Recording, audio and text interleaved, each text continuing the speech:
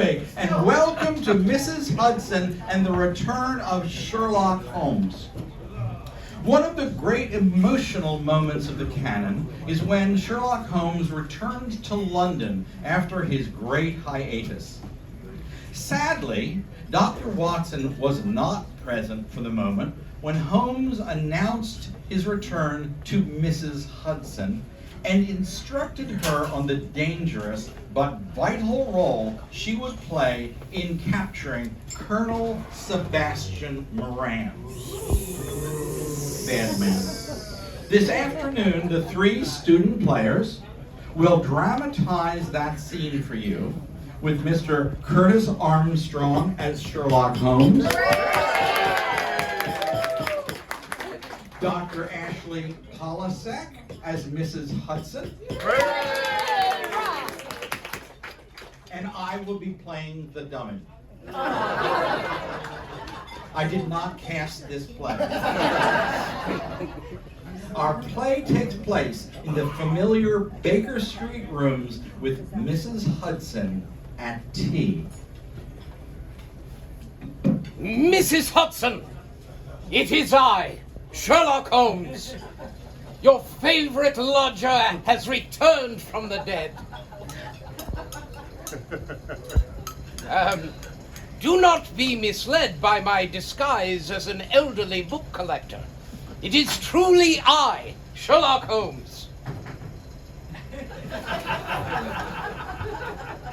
You're probably wondering how I escaped from the Reichenbach Falls and about my subsequent travels to France, Persia, and Khartoum over the last few years. Well, the fact is your rent is overdue.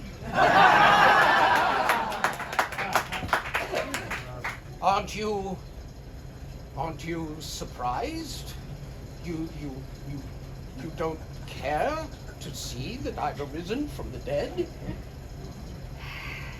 You didn't arise from the dead because you were never dead to begin with. 1 week after you disappeared, your portly brother shows up on my doorstep with a check and instructions to keep the rooms exactly as they were. Every month he comes back, waddles up those 17 steps, falls into the chair and repeats the same thing. He takes a quick look around and then goes back down. Yes, but only reason for him to maintain these rooms and make the monthly payments is because you were alive and one day coming back. When your brother missed this month's payment, I reasoned you were on your way back to London. Remarkable. Elementary. It is clear that my years of living here have improved the influence of your reasoning abilities. But there is no time for that now. Colonel Sebastian Moran, a cold-hearted murderer, is on the loose. We have set a trap for him. To do that, we must discuss the bust. I beg your pardon. I need you to manipulate it once every quarter hour. I don't know what you've been doing these last 3 years or who you've been seeing, but there's no way I'm gonna manipulate Victoria and Violet for your amusement.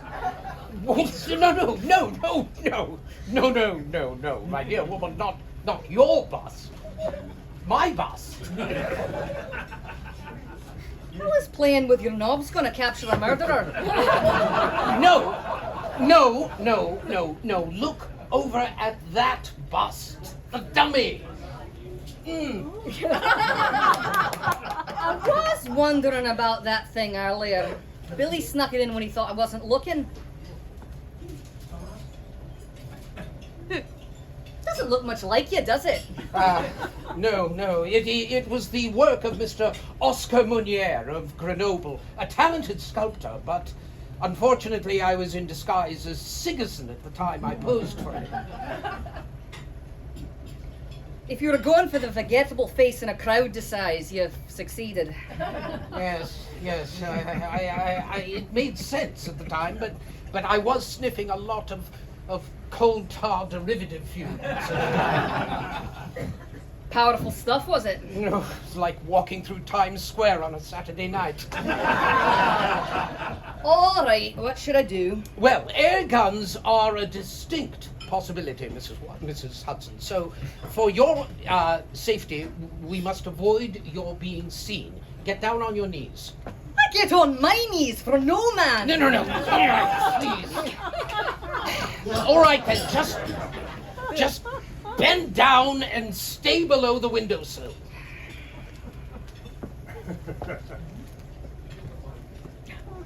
Now what? Now give him a turn.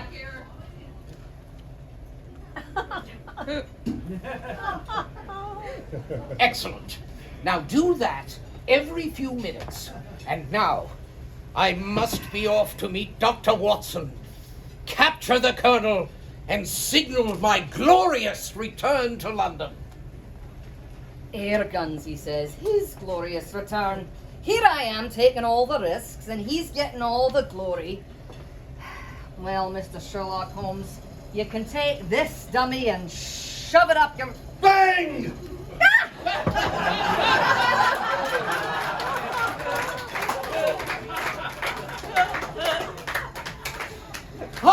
It is quite like old times. Lestrade has the murderer in his custody.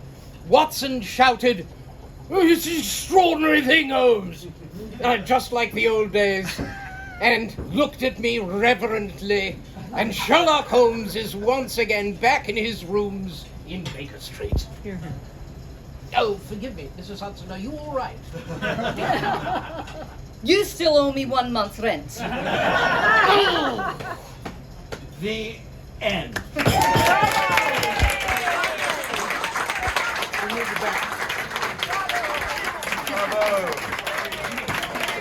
Arthur! Blame him! Yeah.